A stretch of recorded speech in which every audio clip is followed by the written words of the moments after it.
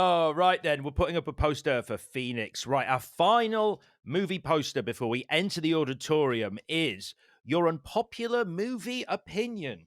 Oh, wow. Okay. So I suppose the documentary thing is not unpopular.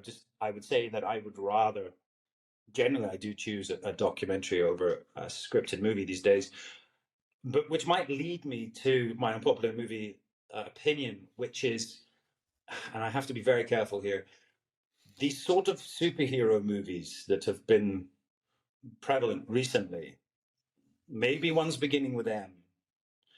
I I I can't, and I'm lost, and I need help, Alex. Someone help me, someone guide me, because I can't watch them. I think they challenge me because I just get lost in the story. I haven't watched a lot of them recently because when I do, I have no idea what's going on anymore. So I would ask them to maybe, I don't know, not try harder because they try very hard. Uh, Maybe just to cast me in one, and then we can go from there. That's what we're gonna do.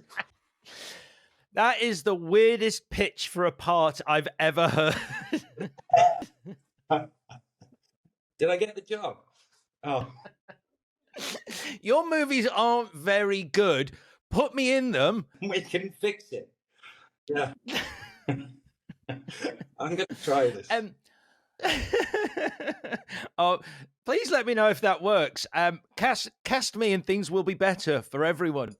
Is my career over? Any chance that I had doing one now is completely gone. But no, I guess they become a little bit too big, and of course I love, a popcorn movie and something big involved, but I'm just too confused by them now, and I feel like I haven't read the comics. I don't really know what's going on, and maybe I just need to start from the beginning, and I'll be able to catch up.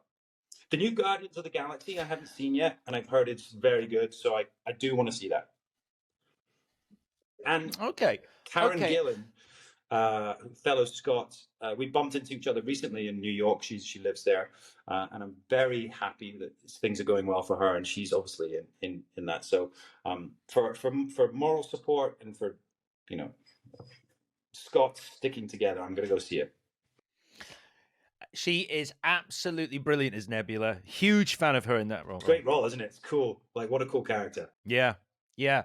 I think you raise an interesting point, though. I do think if we took all the money, these hundreds of millions of dollars that are spent on these superhero movies, and just divvied that up into like $50 million chunks on original ideas for the cinema, we'd have so much more variety, so much more just like interesting new ideas. I agree, and I think that maybe the movie industry at the moment is struggling, especially with streaming platforms, and then so therefore the movies that are making the money or drawing the audiences are these big visual, extravaganzas, and definitely there's a place for that, of course. But I think the movie industry needs more invested in it. I mean, there are great writers out there, and big shout out to everyone that's on the writers' strike at the moment, because I think that's what they're fighting for and what they're standing up for.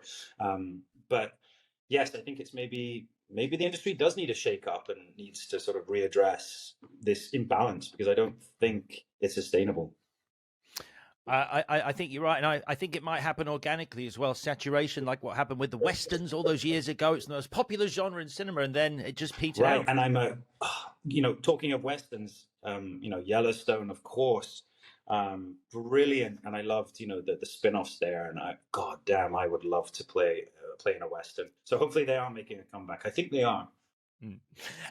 Right, very quickly then. I'll cut it out if you want me to. You don't even have to. You can blink if I'm right. The superhero movie that begins with M, I'm going to guess, is Morbius.